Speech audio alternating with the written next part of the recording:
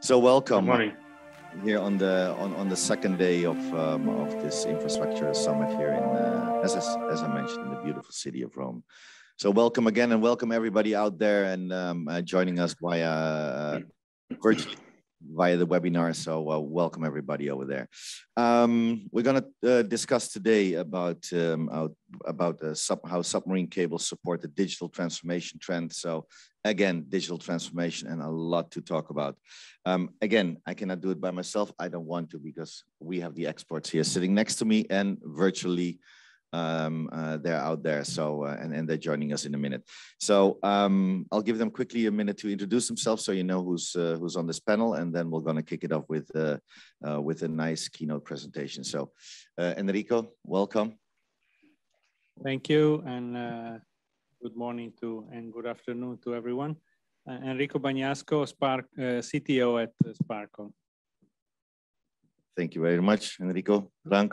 Franco Busso, I'm responsible for sales for Infinera on the Southern European markets. Thank you so much and welcome, gentlemen. Honor having you here. And let's go virtual, but still very much alive. Maxime. Yeah, good morning, good afternoon. So I'm Maxime Akin. I'm responsible for international carrier business at Rostelecom. Thank you so much and welcome. And last but not least, Norman, welcome. Good morning, good afternoon. My name is Norman Albi. I am the CEO of Afrix Telecom and of the Barcelona Cable Landing Station. Thank you. Okay, thank you. So all the experts around the table, ladies and gentlemen.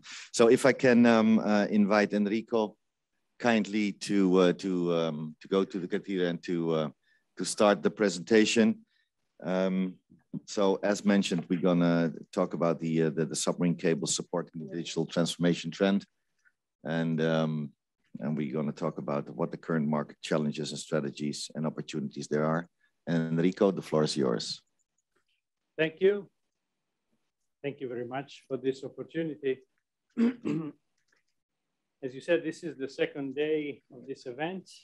I was thinking yesterday, this is my first live event after 1.5 years. My last one was Capacity Europe in London, October 2019.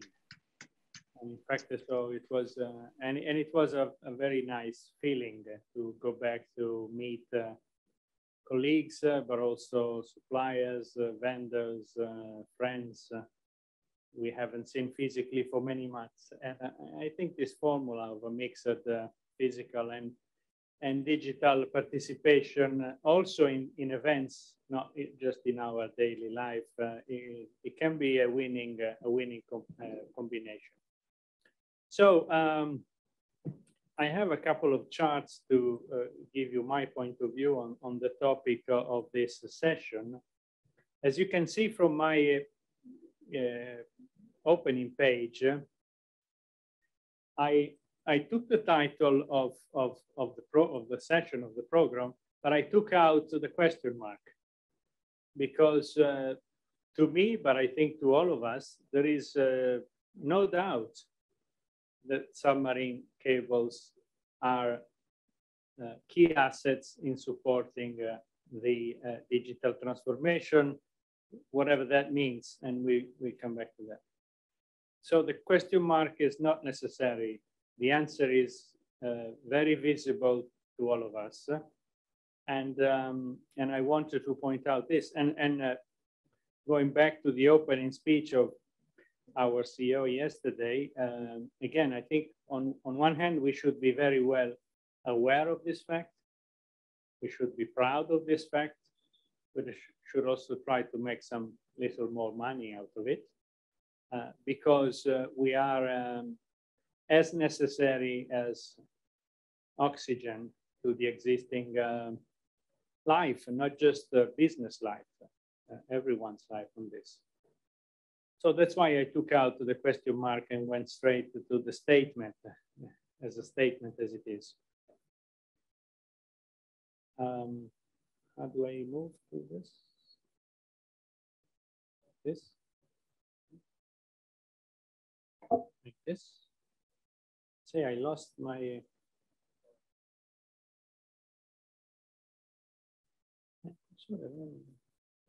Not responding to my commands. Question? Okay.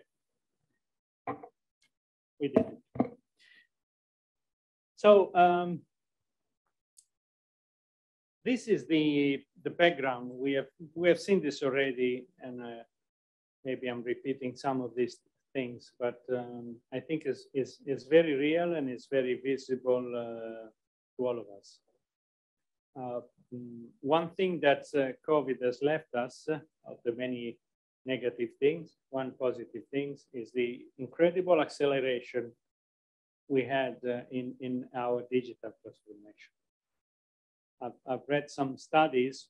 I cannot say whether they are actually valid or not, but they were coming from major institution university that have calculated that 1.5 years of COVID provided an acceleration of equivalent acceleration of 8 years in a regular, let me say, lifetime in terms of transformation to digital life.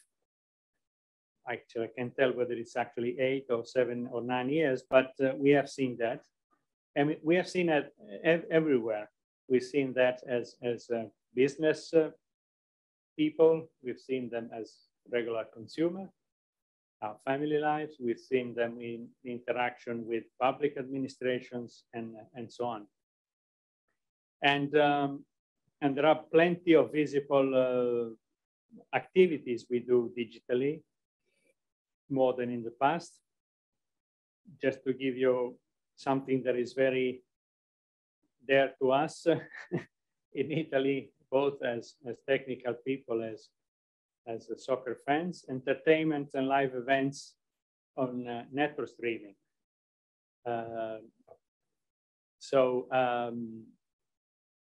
Not just movies, not just TV series, but real life 4K quality live events, sports events, very active, situations in terms of coding and multimedia. Needless to say, office activity are massively, regularly running on video platforms. We have meetings all day long with people across the world from different companies, regularly now running on this, and this will be forever probably. This one as well, by the way. And the parallel to this is that more and more the backends of the business application, from administrative applications to OSS, PSS, to streaming, to gaming, everything is moving to clouds. Maybe hybrid clouds, not just the public clouds. So the combination of this has produced a very, very intense pressure on all networks, from what we have seen, of course, on the international routes. Incredible growth. I have used here one of the many graphs available that show how the traffic is doubling and doubling and doubling and growing. But of course, the availability, the reliability of the network has become vital. So not just more bandwidth, but the expectation for everyone, the end customers, corporations, the public administration, that the network is available. The access to the applications in the cloud are available. The quality provided is top quality. So the pressure on the one hand, being a CTO, so managing all my team from engineering to operation, we see that again, the availability of the network and the performance of the network is even more precious to our customer than the actual bandwidth. Of course, bandwidth is taken for granted. And in a way, bandwidth is easier to provide. It's just at the end a matter of money. But performance end-to-end and availability end-to-end is a much more complicated matter. So you don't just need powerful infrastructure, not enough. That's a basis to build on, but it's not enough. you need to be defining and implementing new diversified routes, avoiding single points of failure for the cables, for the interconnection points. And I'm using here a generic interconnection point terms, meaning anything from landing station through neutral hubs to POP, to any location where traffic is flowing from one equipment to the other, from one operator to the other. On this point, I really would like to go back to one of our flagship project you've seen mentioning in the public press a few weeks ago, the Blue Raman cable system that will go from Milano, Genova, Italy, all the way to Mumbai, crossing the Mediterranean, the Middle East, and so on. We try to package into this process many of these matters here. There are many new stuff, at least new to the existing known projects. Technology itself at 25 pairs, each of them carrying more than 20 tera. Open cable approach. So any customer buying their own fiber or spectrum will be able to build the network with the equipment they like, with no implication with anyone else equipment in the network. Diversity in the route, crossing the Messina Strait and on the Sicily Channel, which brings a plus in terms of shorter path, which means lower latency. That's another new. A record setting from the Middle East to the north of Europe. A new landing point, Genoa. Marseille is also available, but of course, Genoa will be our primary landing point, again, calling for diversification. And as you can see from the maps, the route from Genoa to the north of Europe is much shorter than the route from Marseille to the north of Europe.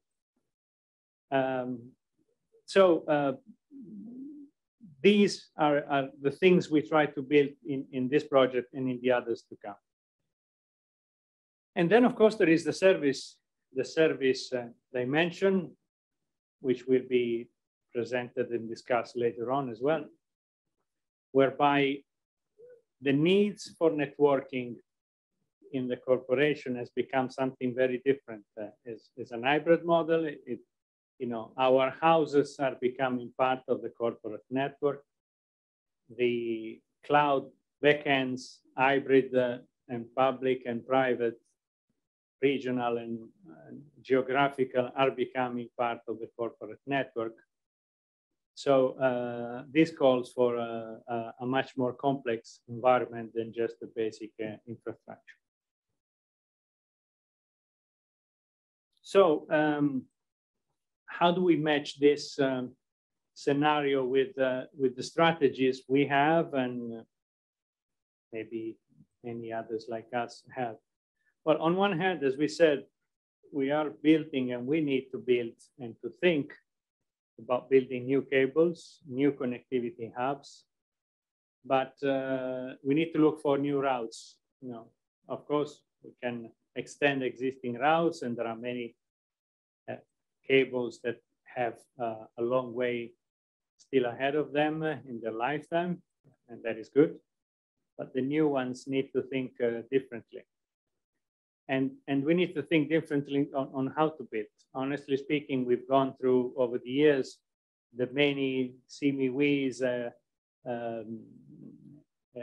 generations with a long list of operators getting together.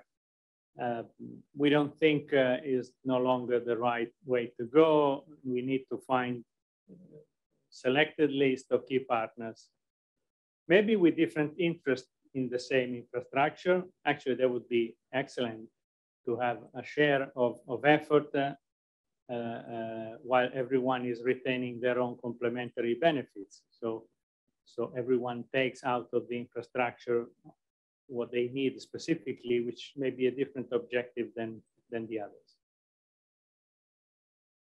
In terms of capacity, there is this never-ending journey between the market price erosion and the cost erosion. Again, we touched upon it yesterday as well. This will never go away. This has been, and will be our daily job. There's nothing to be surprised about. I think we have to learn from other industry something. I mean, as well. I was coming here yesterday. I was listening to the radio that, you know, just simply put, due to the increase of oil prices and shortening of demands and so on and so forth, electricity bills in Italy are planned to grow 30%. And it was mentioned on the radio, just like, you know, regular stuff. And gas would grow 12%. I've been in this industry a long time. I've never heard an announcement by TIM or by Vodafone saying that due to that we increase 1% or 3%. So of course, our dynamics are maybe not so directly linked with that of electricity and so on, but it is true that we are very much linked with that utility pricing. So there is something to learn. It's not just a matter of becoming more and more efficient, us and the vendors with us. I think we need to change a little the paradigm. And at the end, of course, the third pillar of the strategy has to be digital services, because the market has changed. Infrastructure is necessary, absolutely unavoidable, but not enough. Yesterday, speaking about digital transformation, there was a lot of emphasis, right emphasis on automation. Automation is the key. Automation is just as necessary as infrastructure. Actually, the complexity ahead of us is such that with no automation, we will just not be able to deliver. And it's not a matter of putting more people into the process, which we don't have, by the way, more people. But even if we would, that would not be the solution.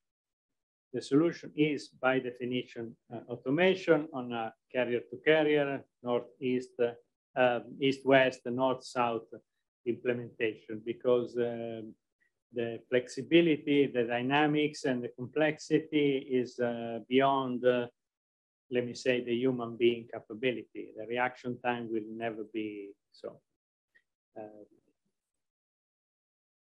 And of course, as I said, the enterprise has become a very different beast in the last 18 months. You know, residential homes are part of the enterprise network, not just, but also that. Backend has moved into cloud. Enterprise don't want to be tied to one single cloud provider, either being local or global. They want to move ahead.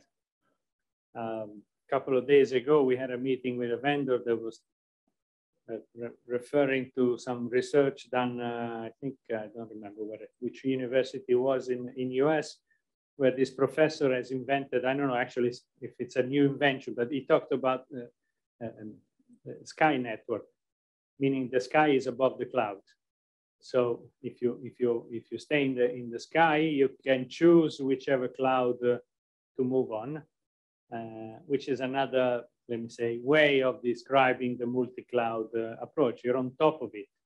Now, the essence of this last piece is orchestration. Orchestration will become a key differentiating factor for carriers like us, because the more we become good in orchestrating local networks, international networks, physical infrastructure with logical networking, on-premises computing with cloud computing. So all these dimensions that require a real-time orchestration.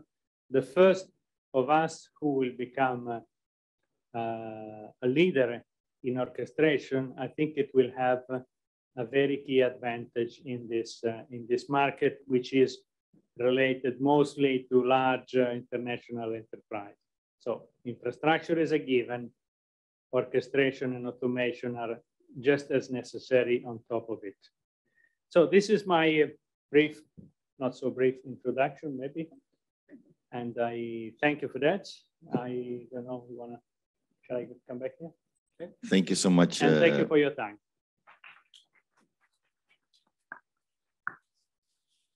Thank you very much, Enrico, and thank you for sharing. Do we have a question from the audience maybe for you on your presentation? No, no question, all clear. It was absolutely all clear. Orchestration, just a quick question from my side. You said orchestration, automation, that will really become, let's say, the key factor of, let's say, having the success and monetizing really on your network. Can you go a little bit more in deep? Because I had the feeling that this part is really, let's say, the differentiator. Yes, I'm very convinced this is a key part, very much. And the more you think about it, the more it comes visible. The complexity of the things we are proposing to the market is increasing. The request of the market is increasing. You know, take the regular enterprise network, it would connect the building of the enterprise between themselves. In the case of retailing enterprise like banking and so on, you would include a number of local shops, can be any retail factory, but still you will be in the numbers of the hundreds, maybe few thousands endpoints to be connected, and they were very controlled and standardized locations, because if you go to a banking a shop, the bank, the IT of the bank has a very thick book of specification on how you want to do things. As soon as you integrate all employees' houses into your corporate networks, you lose control by definition, because there is no chance. On one hand, there is no chance that you would provide to all your employees a well-defined architecture to follow. And the situation at home are whatever you can think of. So that's one level of complexity. And that's not, let me say, a temporary matter, because it's been temporary for the last 18 months, but we know well that the target situation ahead of us is an hybrid situation where you will always have part of your work team at home. So that's one complexity. The other complexity is on the back end. Originally the backends were in data centers at enterprise premises, well kept, maybe a little dusty, but still in a very controlled environment. And they were very few, and they were very stable in a way. You knew that in one data center you will run some applications, so on. Situation of today is that tentatively you move workloads from on-prem infrastructure to cloud infrastructure. Cloud infrastructure can be many different things, can be a proximity cloud, a regional cloud, can be over the top. Then you want to build a backup from one region to the other region. Then you want to move workloads according to pricing, according to loads, according to faults. And the backend themselves, that used to be a very controlled and stable environment, becomes something that you cannot manage without some automation. There is no way that the best and well-staffed operation team can keep track of this by hands. Then there is the economy of scale. You cannot run commercial process by hand, by files, by emails, by phone calls. As Daniela was saying yesterday, Human touch is necessary for a master service agreement, but then everything else becomes ticketing. Okay, so and we've seen like the usual example of Amazon as probably the best idea of how you want to sell things and manage pre-sales and post-sales of things. Of course, not everything is like a hair dryer. We don't sell hair dryers, that's true. For the one who needs hair dryers, by the way. Anyway, but again, so, and we have that. We have MEF specification, we have telemanagement forum specification, we have plenty of stuff that needs to be implemented properly. Again, along the north-south from CRM all the way to network inventory, but of course between carriers. And carrier to carrier, I think, is something that as an industry, we really should accelerate on. We have the specification, we have the products, we have done the trials. It's now time to go to the business side and actually do it because, again, there is no way we can scale up productivity and down cost without such integration. A lot of work on the soft side, just as important, and a lot of work on the hard infrastructure side. Thank you so much. So Franco, and I'm inviting Norman and Maxime to the discussion as well, of course. Franco, for you, the digital transformation, and I mean, from your point of view, from Infinera, what are we talking about, and where do you see the challenges and then the possible opportunities? Well, I think that Enrico's presentation already outlined that digital transformation has been ironically accelerated by the COVID. Because the way the enterprises, the way the public administration, the way the, let's say, traditional enterprises, I'm not saying about our sector because we are used to manage, let's say, digitally and being interconnected remotely. But as individuals also, this has been, this definitely the COVID changed a lot of our perspective, the way in which we interact together, and especially the kind of learning that we have increased in terms of being able to manage this kind of new environment. What that digital transformation means only new applications that have been developed and new application that requires proximity, as Enrico was saying. I mean, what we are seeing in the moment is that there are brand new data centers, and Africa is one of them, for example, that are moving as much closer as possible to the edge of the network. Another element that Enrico correctly outlined is reliability. Data centers need to be interconnected and also with reliable communication, diverse communication. And this is basically, this is the element that increases a lot the bandwidth that we as Infinera, I mean, Infinera is an optical vendor, design optical vendor solution and sell optical vendor solution to the carriers. So we see this kind of growing demand of capacity, and which is a consequence of all these elements.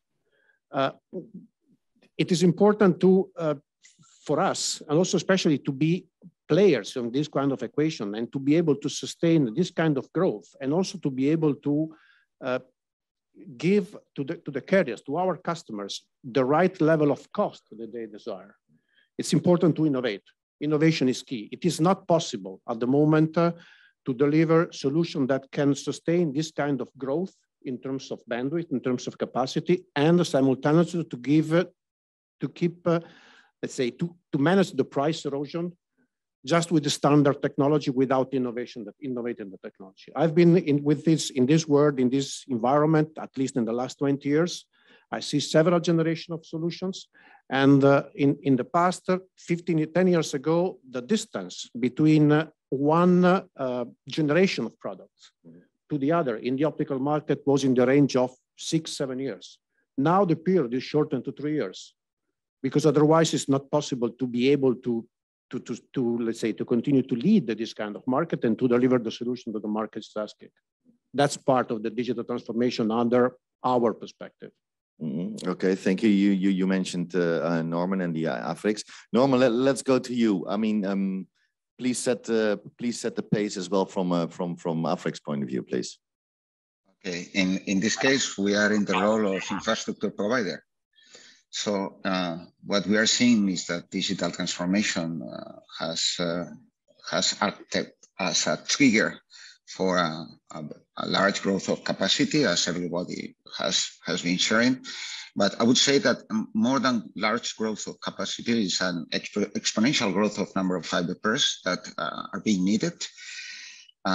Because we are reaching in some places capacities that are quite high, and then we're reaching the limits or the economical limits of what we can transport on a fiber pair. So it means that we will have more cables, more fiber pairs, more routes, and all this is being triggered by, of course, by the customers, which are the companies, but through the telecommunication operators, through the cloud providers and content providers, and through also these data centers. And all these environments, what it needs, what will require is large number of investments. And we are seeing a very nice project, and we should congratulate Sparkle for that a nice cable that is linking Italy with the Middle East and further on to Southeast Asia. But what is clear is that more and more cables will be needed, more routes will be necessary. And here we raise a new player. I would say that we will need large amounts of investments that will need to come from a different financial source. And this case will be from infrastructure providers that should, and Afriks Telecom is one of them, in this case in the Barcelona cable landing station. But we will see more initiatives in this way, where infrastructure providers are able to raise capital in order to build infrastructures, whether they are cable landing stations, whether they are submarine systems, that can be used by different telecom operators and different content providers in routes that maybe not necessarily are supported by one operator, as it has happened with the Spark in Italy. Maybe these some other routes which are they have some other needs and that are part of the resilient system. So we see this as a newcomer, and it will be part of the acceleration process that the digital transformation is giving, and it will be able to funnel part of the needs of this explosion and growth of capacity. In the case of Barcelona, what Afriks is building there is an open access cable landing station where any cable system will be able to land, and where that infrastructure will be available and open to everyone. And we believe that this model will extend to many other locations, not only in Europe, if not in third countries. Thank you. Thank you very much, Norman. Over to you, Maxime. Can you give an overview from your perspective, please? The famous words, you're on mute. Yes. Thank you, Eric. Sorry for that. Frankly speaking, yes, it's after very deep and high quality presentation with Enrique and comments of Norman. It's not that easy to add anything, but what I can share from my point of view is that still the submarine industry and in general, so like this global communication sector still remains quite conservative in terms of digital transformation, etc. Still, so we are concentrating on infrastructure. So, and that's I think that remains the fact. And from my point of view, it will remain the challenge. Of not challenge, but yeah, at least it's a trait of this segment. At the same time, this is clear that like digital transformation as such, globally, so that represents a key driver for traffic demand, etc. And of course, so this, as again Enrique mentioned, so the submarine cables, which definitely submarine cable, it's not a network covering some territory. It's a sort of number of one-off infrastructure pieces, and in this case, and that's a quite challenging thing to integrate them each other, and also with the terrestrial extensions on or terrestrial long-haul networks on, and you know, sooner or later it will happen.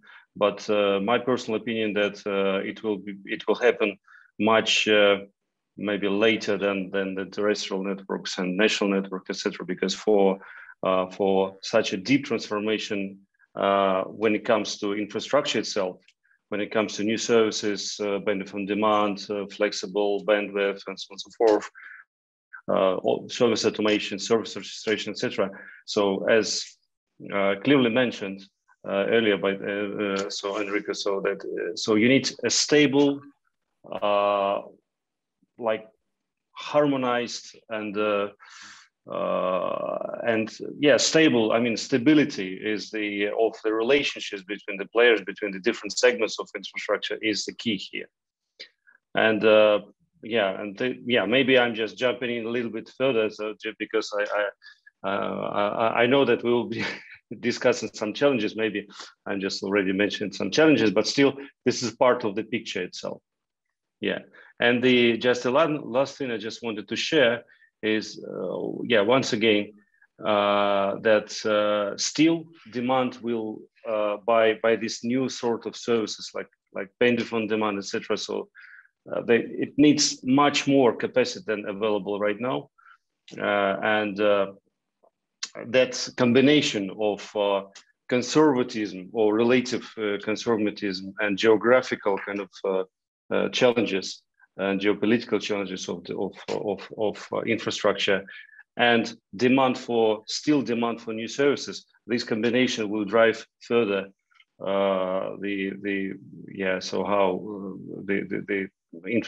submarine infrastructure will develop. Yeah. Thank you, Maxime. I did this round especially on purpose and all giving you the floor because from different angles I would like to hear and with of course the gentleman next to me to share what the challenges are, and we can go on to talk about the challenges, but we also know that there are the opportunities.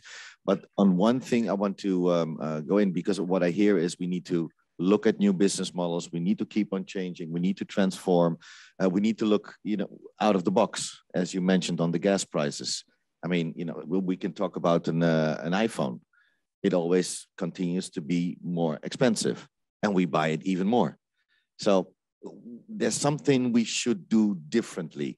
Now, having said that, and with the huge amount of investments which comes along with it, trying to, I mean, if we could find it today, the perfect solution, it would be perfect. But let me take out one thing or one component: partnership, Enrico. How would partnership actually promote, help us to find, let's say, the better business models where return on investment could actually at least come to place? Because I mean, we have the price erosion, and it will continue until we find the golden egg. But unless we are not there, we are fighting with each other. Is partnership one of the let's say, could that be a component to be more efficient, get the return on investment, as we know, because it goes up?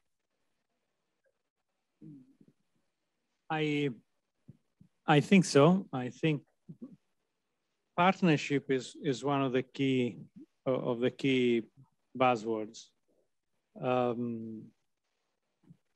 Of course, the perfect partnership is where you have common interest, as an example, to develop one unique infrastructure, but you maintain the respective business needs. So it's in a way, the perfect partnership from my point of view has to be between complementary partners that have a common ground to develop something together, but then on top of that infrastructure, everyone runs its own piece of the business. Of course, there can be some overlapping parts, but that would be idea. Honestly speaking, in our case, I think we have found some of those situations, which was very positive for us and for our partners, I think.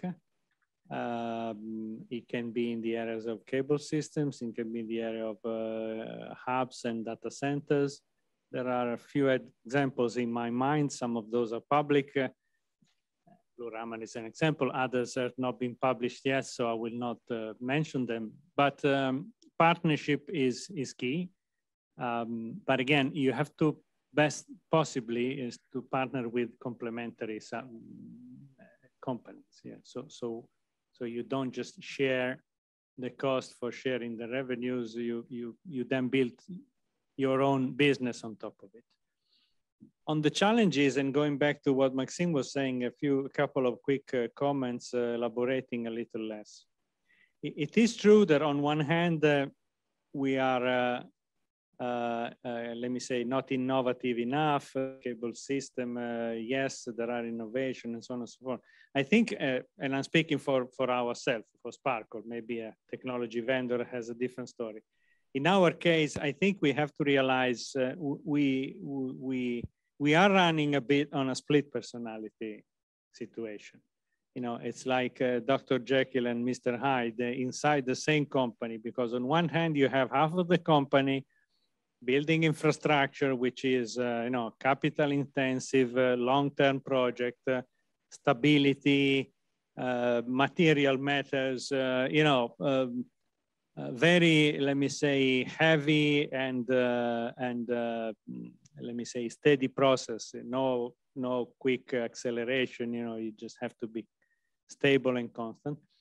And on the other hand, you have the software piece, orchestration, services, multi-clouds, and so on, where agility, being quick, being light, is the essence. I don't know which of the two is Dr. Jekyll and Mr. Hyde. Anyway, and so our brain is constantly split between you know, one personality to run one part of the business and another personality to run the other part of this. We want to keep it together, but it is clear that we have two personalities inside the company. A brief story about challenges, okay? Last night, as you maybe know, I mean, Sparkle is providing international connectivity to TIM, the national carrier for all mobile and fixed broadband customers. Last night, maybe some of you were aware, there was Champions League night, soccer. Juventus Chelsea, by the way, Juventus won, just for the record, okay? And I'm happy about it, yes. And regularly, the peak traffic on the regular night for us is around 4 tera, okay? Peak overnight, everyone is watching Netflix, is watching Facebook or whatever, 4 tera. Last night, during the game, we reached 7.5 tera. Champions League is provided, the rights for the streaming of Champions League is with Amazon Prime. They stream from their own servers around Europe. So the entry to the TIM network went up double. Now, that's one event. By the way, it's a live event. So the network has to be ready precisely at the start of the game. It can be ready after, and it has to be ready for the whole duration of the game. That's a degree of flexibility that you have to have in your network, and it's very, one single event. It's not that you see a steady growth. You have one event, one night that doubles the traffic in your net. Thank you so much, and I hope that all your clubs won. If not, maybe in 2 weeks again, or in 3 weeks. So thank you for that, Enrico.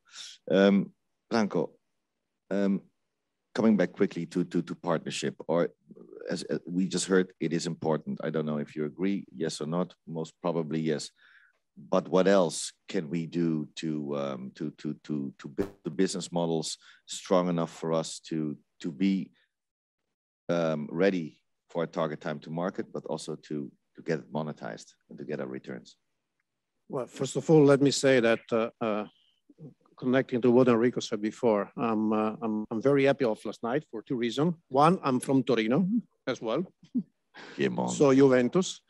And the second one is that this traffic was running over our infrastructure. So let's say, I think we are. This is also part of the partnership at the end of the day. Going back to the concept, especially in the partnership in the subsea cable market, I think it's essential. It's because the complexity of the Blue Raman project, of other projects, I'm just thinking loud to one cable that has been recently announced is the to Africa, which is starting from Europe and connecting, if I don't mistake, something like 16 different African countries. Can you imagine the complexity of getting the permits, getting the people on site? If you don't partner in the right way with maybe local operators, because the cable lands in a landing station, but then the data center is not in the landing station. Blue Raman is another example. I mean, it's in Italy, but the landing station of the Blue Raman is in Genoa, but the data center are in Milano. So if you don't create an ecosystem of partners, each one with different kind of maybe peculiar elements then provides their own experience and their own small portion of the mosaic. You cannot build this kind of system. So this is important, especially in my opinion, in the subsea market. I personally, let's say, don't fully agree with Maxime's statement that there is not that much agility. We have seen in the subsea market, we have seen tremendous changes in the last 10 years, I would say, starting from the concept that Enrico correctly explained, in my opinion, at the beginning, that the way in which the consortia are built. We were used to have CME, other with many 12, 15 different members from different sides of the globe with limited interest to their own specific area, but not interest in the end-to-end solution. The way in which the new cables, the new light consortia are created, also with the support, we need also to take into account that it's considered a long-term profitable business. So there are also investment funds, which are now getting stake of the cables. Not only the investment is supported by the carriers, but there are also some financial companies that see as a long-term investment that can be profitable in the long term. So the world is really changing, obviously. I don't know how, I suppose that a project like the Blue Raman will take 3 years from the early beginning up to the completion of and a project like to Africa probably is even more. But without this kind of partnership between different carriers or OTTs and suppliers, this is not going to work. Okay, thank you. But to me, still because Enrico, you mentioned in your presentation, and as well you referred to that, Franco, that the old model with the consortium, so with, let's say, all the carriers in there doing their piece and having their part, and not to have the end-to-end solution. But again, I mean, you cannot build it by yourself, right? So that's one thing. You need the investments from other people, and other people need to pay. So the consortium, in whatever name we call it, will be there anyway.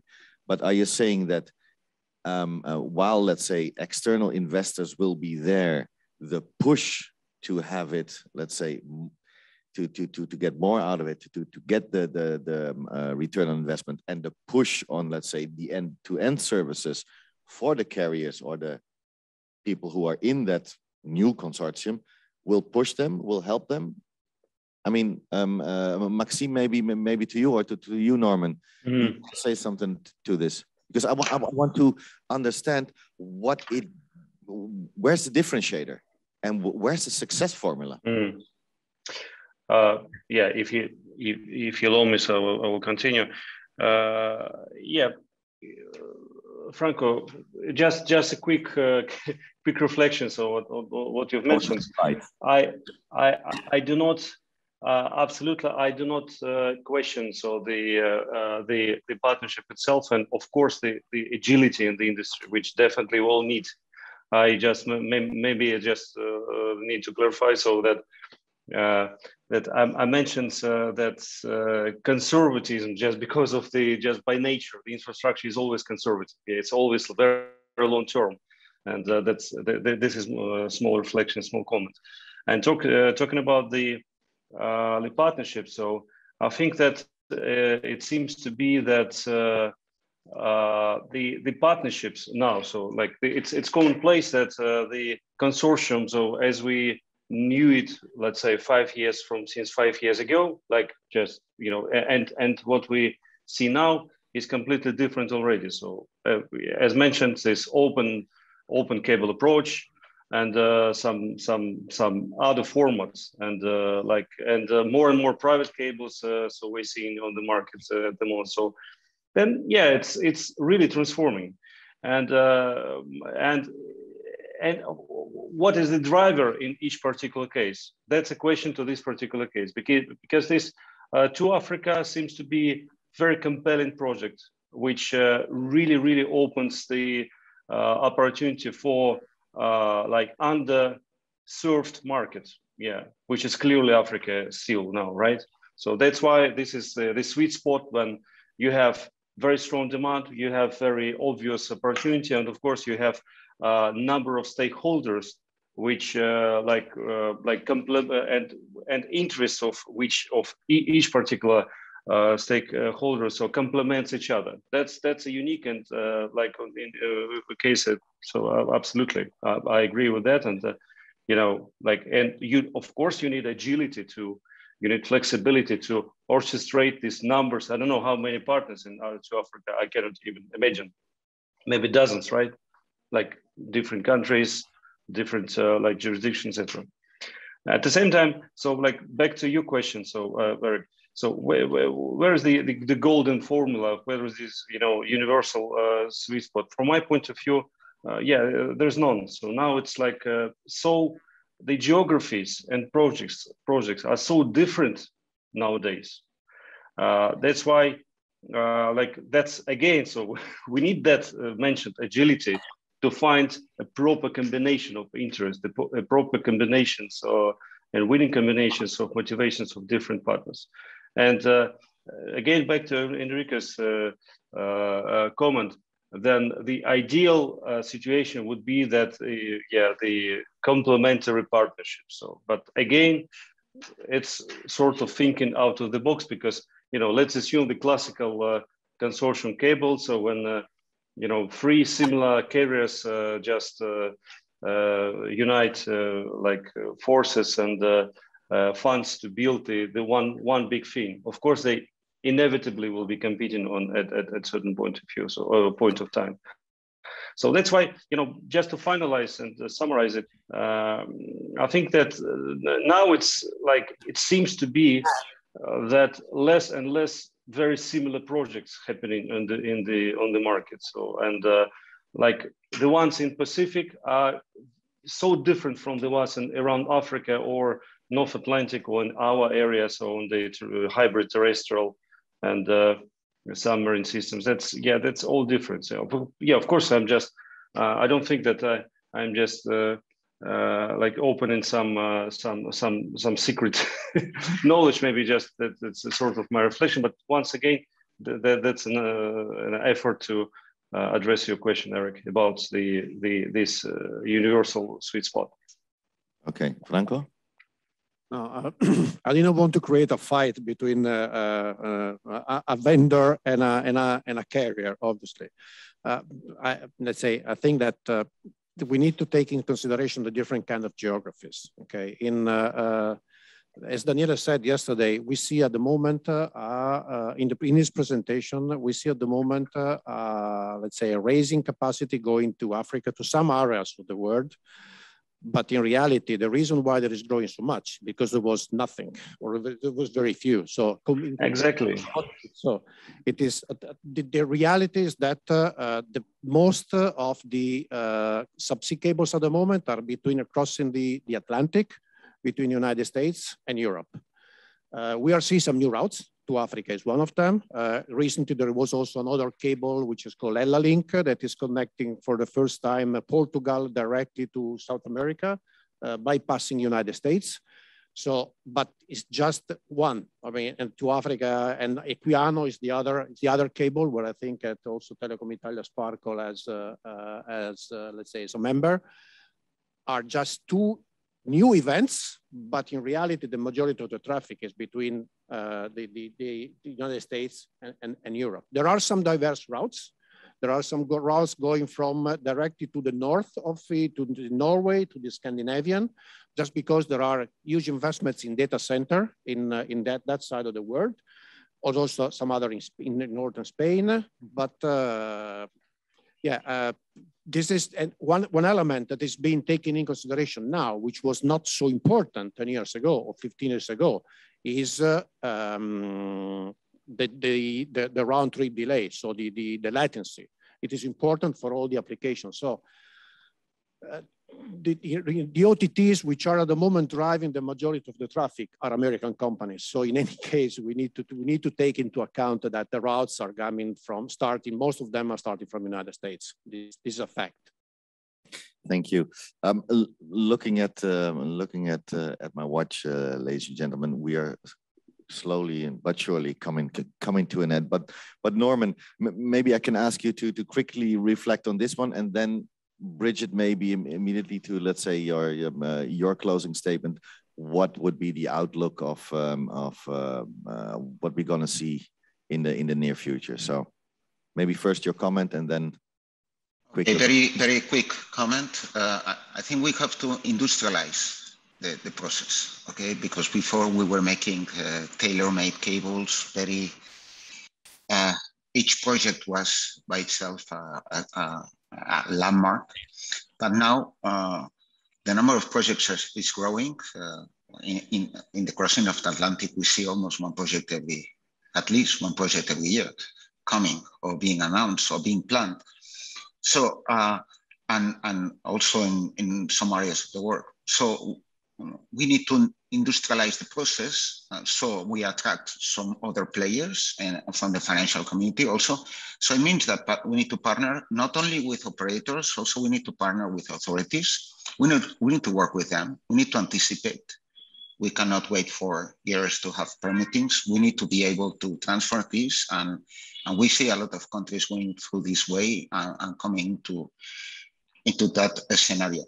So if we are able to, let's say, to transform the submarine cable world and to industrialize it in a way that we short-term, we anticipate, we make the cables quicker, then this construction project, maybe we will be able to accelerate it. And this is what we have been trying to do. And this is what we expect that will happen in the close future. We're going to see a larger number of cables in larger number of locations. And I think we need to plan it in a different way that we're planning it now. That's it. Thank you. Thank you so much. Maxime, what's your outlook?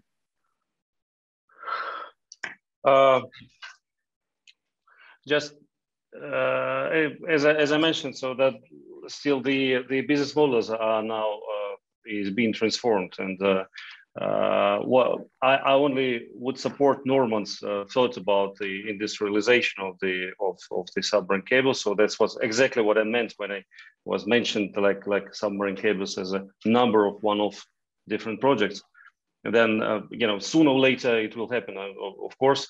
at the same time, yeah, I expect that over the course of next coming years, the market, which is now is being transformed, you know, in terms of geography, in terms of business models, in terms of like partnership also formats.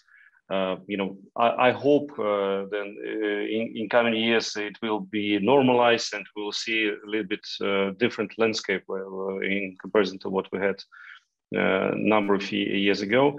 And also, I hope that now, so like this trend for surprisingly like a fragmentation of global connectivity, which goes together with new cables construction. Yeah, so that's quite unique and quite interesting combination. So I mean that what is happening with Pacific cables, what will happen in different regions. So from one point of view, so one areas are being built in construction and becoming more and more served and like with more coverage, while others are somehow like developing as a separate segments. Yeah, I mean mainly about in terms of geographical point of view and geopolitical point of view. I do hope that this will change, and then we will come back to the much wider, much like trusted environment all around the world, but not in some areas where like some players are trusted by definition, etc. So that's actually my outlook for the coming years, and maybe that would be my hope for the coming year, of course. Yes. Thank you, Maxime. Franco, quickly, can you scope the future for us? Well, what we see, I mean, the future, taking in consideration what is the outcome of these 2 days, for a technology vendor that is selling solutions that allows this capacity to be carried and moved around the globe is definitely very positive. Because we see all the trends are saying that the capacity is growing, new cables are being deployed, new technologies needs to be introduced in order to replace the existing or to improve the capacity of the existing cables. So definitely for us, it's important. What I said earlier is that it is extremely important for a vendor to continue to innovate. So additional investments in order to continue to innovate and being able to fulfill this kind of demand and meet our customer and consolidate the partnership that we have with our customers. Definitely there are challenges at the moment. The main challenge that every industry sector at the moment is seeing is the component shortages.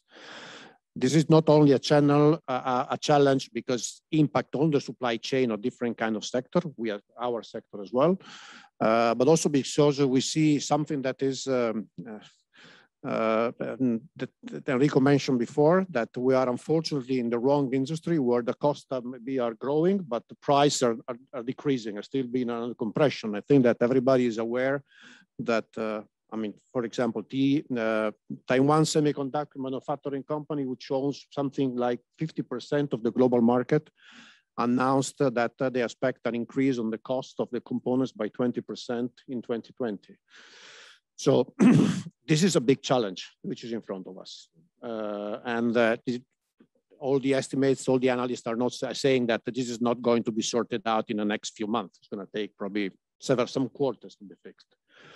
So we see, you know, like everything, we see light, we see dark. Depends on which kind of perspective in the moment. But anyway, I think that our industry is definitely growing. So, and we need to surf on the challenges.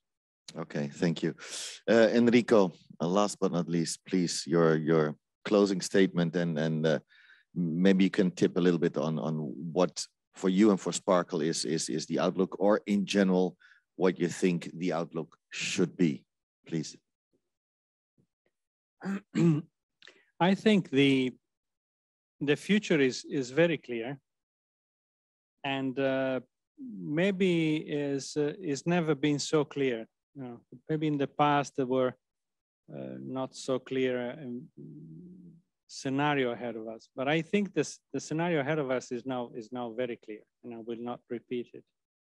And the things we have to do again are clearly now stated.